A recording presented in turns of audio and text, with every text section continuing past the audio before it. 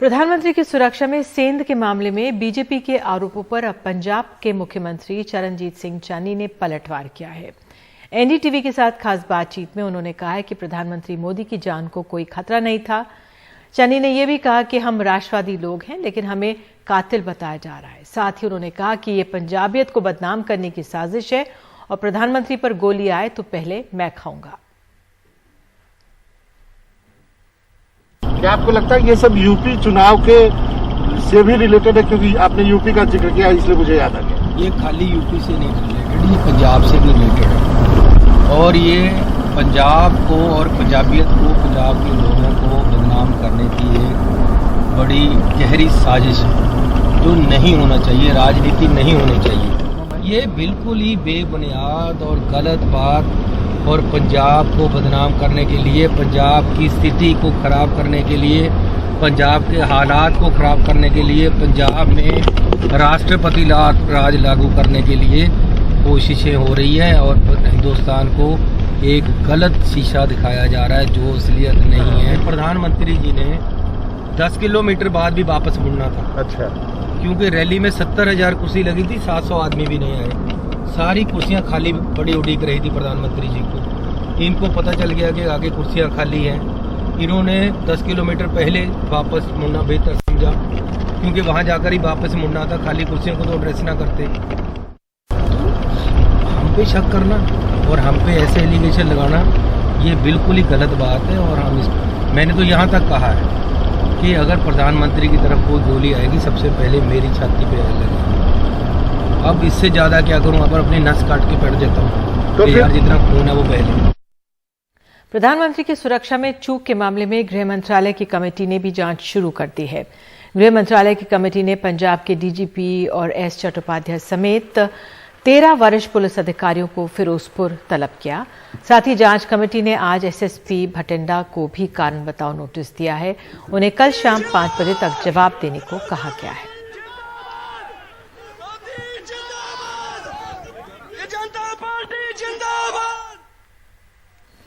और इस पर अधिक जानकारी के लिए आइए सीधे चलते अपने सहयोगी मोहम्मद गजाली के पास। गजाली, तो तमाम पुलिस अधिकारियों को, 13 सीनियर अधिकारियों को आज पूछताछ की गई है। जी, पूछताछ इस तरह से की गई कि सुबह ही एक पत्र जारी किया था पंजाब के चीफ सेक्रेटरी ने डीजीपी को, और उनको 13 पुलिस ऑफिसर्स का नाम दिया था, जिसमें खुद डीजीपी सिद्धार्थ चट्टोपाध्याय का भी नाम था। और चीफ सेक्रेटरी ने यह कहा था कि आज एमएचए द्वारा जो 3 सदस्यीय पैनल फिरोजपुर जिले में पहुंचा है, उनके साथ 10 बजे आप लोगों की मीटिंग है। अनौपचारिक तौर पर देखा जाए तो इस मीटिंग में जो सीनियर पुलिस अधिकारी, जो 13 पुलिस ऑफिसर्स को बुलाया गया था, उनसे यही जानकारी ली जा रही थी कि ये पूरी घटना जो 5 तारीख को हुई है, उसके कारण क्या थे और चूक अगर हुई तो कैसे हुई। वो सीक्वेंस ऑफ इवेंट समझने के लिए एमएचए के पैनल ने इन अफसरों को वहां पर बुलाया था।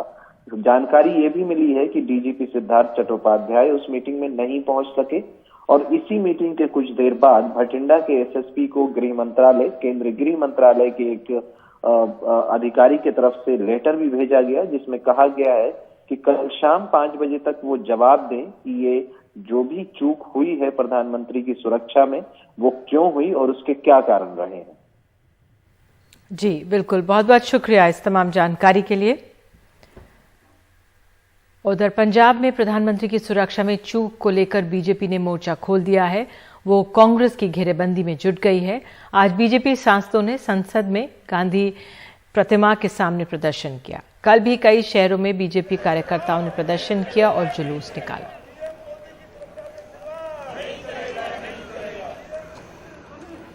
षड्यंत्र था राहुल और सोनिया के इशारे पर। मणिशंकर अय्यर पाकिस्तान गया था, आपको ध्यान होगा। मणिशंकर अय्यर ने पाकिस्तान में कहा था कि भारत में अगर आपको मॉब लिंचिंग जो हो रही है या इन सब चीजों से निजात दिलानी है तो मोदी साहब को हटाना पड़ेगा। तो ये षड्यंत्र था, षड्यंत्र के तहत प्रधानमंत्री की हत्या का षड्यंत्र। पूरा देश ये भलीभांति जानता है कि कांग्रेस में पंजाब में कांग्रेस की सरकार जो देश के प्रधानमंत्री की सुरक्षा मुहैया नहीं करा सकती, उसकी सुरक्षा का ध्यान नहीं रख सकती, वो आम जनता का क्या ध्यान रखेगी। तो पंजाब की आम जनता जो अभी भय में है, आप समझ सकते हैं पुल के ऊपर रोकने का भी एक विशेष प्रायोजन था ताकि नीचे से उसमें आईडी वगैरह लगाई जा सकती है। मैं मांग करता हूं सरकार से और देश के राष्ट्रपति से कि पंजाब सरकार के खिलाफ, डीजीपी के खिलाफ, मुख्य सचिव के खिलाफ माननीय प्रधानमंत्री जी की हत्या की साजिश का केस चलाया जाए। See, the Punjab government should be dismissed, or if at all they have got some shame in their mind, they should resign from their post. The Congress leadership should take a call on that issue. That should such government be continued to be continue. So I think it's a breach of trust what the government has Punjab government has done. और अब खबर है बिहार से। क्या बिहार के राजनीतिक समीकरण एक बार फिर से बदलेंगे? ये कयास जातिगत जनगणना को लेकर नीतीश कुमार को मिले आरजेडी के नए प्रस्ताव के बाद लगने शुरू हो गए हैं। मनीष कुमार की रिपोर्ट। बिहार के मुख्यमंत्री नीतीश कुमार जातिगत जनगणना के अपने इरादे पर आगे बढ़ना चाहते हैं। ये काम राज्य के खर्चे पर भी कराने को वो तैयार हैं, लेकिन उनकी सहयोगी बीजेपी इसके लिए हिचक रही है। इस पर सर्वदलीय बैठक में शामिल होने के सवाल पर उसे अपने आलाकमान के इशारे का इंतजार है। अभी तक तो जो बात होनी है ना ऑल पार्टी मीटिंग, तो अभी बीजेपी को जो कहा गया तो उनकी तरफ से आ जाएगा, उसके बाद है ना डेट तय होगा। बाकी सब लोगों का तो हो गया सब। ये आरोप का बात नहीं है, सर्वदलीय कर रहा है तो सब लोगों को कह दिया गया, सहमति आ गई। एक जगह का वो बातचीत कर रहे हैं, उसकी सहमति जिस दिन आ जाएगी उसके बाद हो जाएगा। लेकिन इस बीच राष्ट्रीय जनता दल ने इस मुद्दे पर नीतीश को आगे बढ़ने की सलाह दी है और वादा किया है कि सरकार पर संकट आया तो वो साथ देगा। जो आपकी सलाह, जो आपके इस नेतृत्व जिसका आप कर रहे हैं, जो आपके इस नीति का समर्थन नहीं कर रहा है, विधानसभा के दिए हुए आदेश और निर्देश को नहीं मान रहा है, आप उनको हटाइए।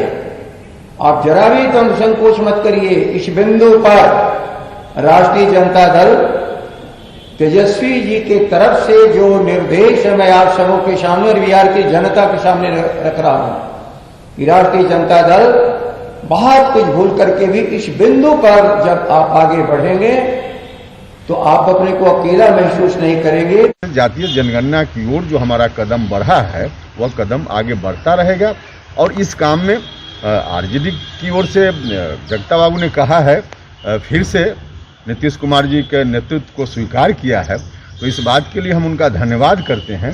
राष्ट्रीय जनता दल का यह ऑफर निश्चित रूप से नीतीश कुमार के लिए राहत की खबर है, क्योंकि कम से कम अब वो इस आधार पर बीजेपी के नेतृत्व को यह कह सकते हैं कि इस मुद्दे पर पिछले कई हफ्तों से अपने फैसले को जो उन्होंने लटकाया हुआ है, अगर उन्होंने अब जल्द से जल्द फैसला नहीं लिया तो उनके बिना भी इस सर्वदलीय बैठक को अब आयोजित करने का उनके पास राजनीतिक विकल्प है। पटना से कैमरामैन हबीब अली के साथ मनीष कुमार, एनडीटीवी इंडिया के लिए। मुंबई में लगातार दूसरे दिन कोरोना के 20,000 से ज्यादा नए केस आए हैं। आज 20,971 नए केस मिले। आज कोरोना के 6 मरीजों की यहां मौत पर हुई। मुंबई में कोरोना के 91,000 से ज्यादा एक्टिव केस हैं और आज कोरोना के 8,000 से ज्यादा मरीज ठीक भी हुए हैं। और जाते जाते तस्वीरें श्रीनगर से। श्रीनगर में आज हुई जबरदस्त बर्फबारी से घरों की छतों पर बर्फ की चादर बिछ गई। सैलानियों के लिए बहुत ही बेहद खूबसूरत नजारा रहा। बर्फबारी का उन्होंने यहां पर आनंद भी उठाया।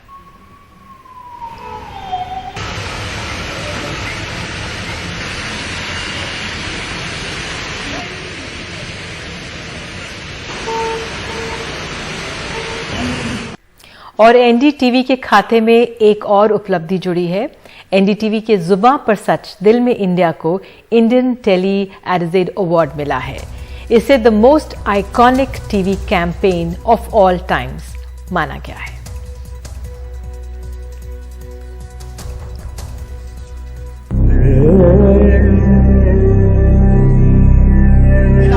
सच दिखाते हैं ताकि दुनिया के बाजार में आजादी सस्ती न बिक जाए। कुर्सी पे बैठने वालों को जमीन की अहमियत याद रहे।